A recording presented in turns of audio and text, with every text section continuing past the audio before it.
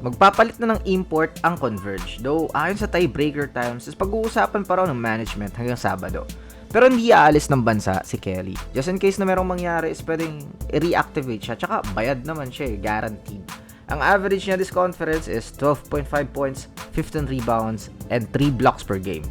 That's a decent amount of numbers para sa player na ilan lang naman yung touches. Halos every game hindi lalagpas ng double digit yung attempts niya. Mainly because of the sets ng Converge. First of all, sa mga nagrereklamo, ganyang import talaga yung gusto ng Converge.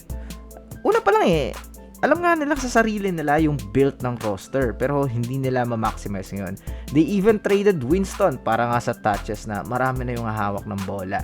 Isa lang kasi yung bola kada laro no? So, kidding aside, I think hanggang ngayon, yan yung perfect fit na import sa kanila. Pero, saan siya mag-fit?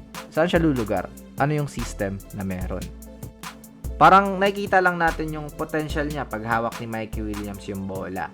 Parang yan lang yung may pang-amoy sa import. On defense naman, aminado rin naman ako na may mga times talaga na medyo lack of effort. Pero ramdam mo pa rin naman yung presence. Parang ang nangyayari kasi sa head coach ng Converges, naghahanap ng mapupoint na finger. He even said sa mga interviews, kahit alam natin yung main reason bakit hindi productive si Kelly on offense.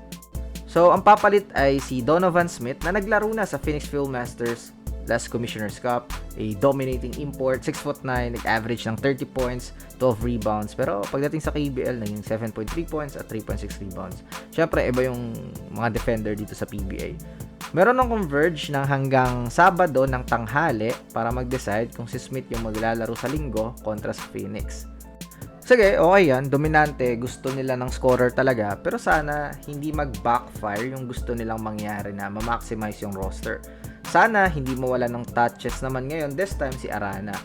With Kelly kasi nagpapaubaya kay Arana and ready lang maging offensive rebounder or tagasalo ng emergency pass.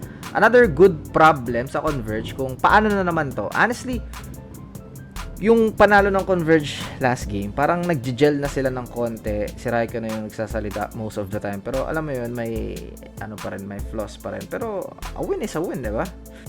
Pero ang magiging maganda sa arrival ni Smith is magiging malapad yung floor nila. Depende na lang talaga sa system na gagawin ni Coach Delta.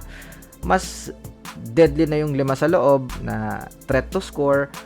Kaso mangyayari lahat, ball dominant. Depende talaga sa coach yan Si Kelly, lob threat yan. Pero mas nangyayari kasi mag-isolation yung mga kasama niya. Pwede naman sana kaso puro mga tough shots yung mga binibitawan. Nanood ako ng mga clips ng mga puntos ni Kelly sa NBA nung nasa Dallas Mavericks siya. Ang karamihan or halos lahat is galing sa mga paint touch ng mga teammates niya. Tapos he will roll or he will cut and receive a pass. So, sa Converge, titira ng mga kung ano-ano. Tapos i-expect nilang dapat offensive rebound ni Kelly lagi. So, tanungin na lang natin ang mga Converge at PBA fans sa comment section. May import problem ba talaga ang Converge? Fit ba si Donovan Smith? Let me know all your thoughts sa comment section below. Dagdag lang din natin sa video na ito is balik TNT na si RHJ pero not as a player. Hindi papalitan si Bolbol.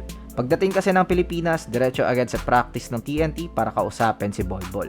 According mismo sa Facebook post ng TNT is gagabayan ni RHJ si Bolbol along the way kasi nasa critical part na ng conference. Which is good para sa kanila, lalo na't galing sa talo tapos yung hindi niya pagpapa-interview sa post-game. Maging difference maker kaya yung presence ni RHJ. And that's all for this video. See you in the next upload. Bye-bye!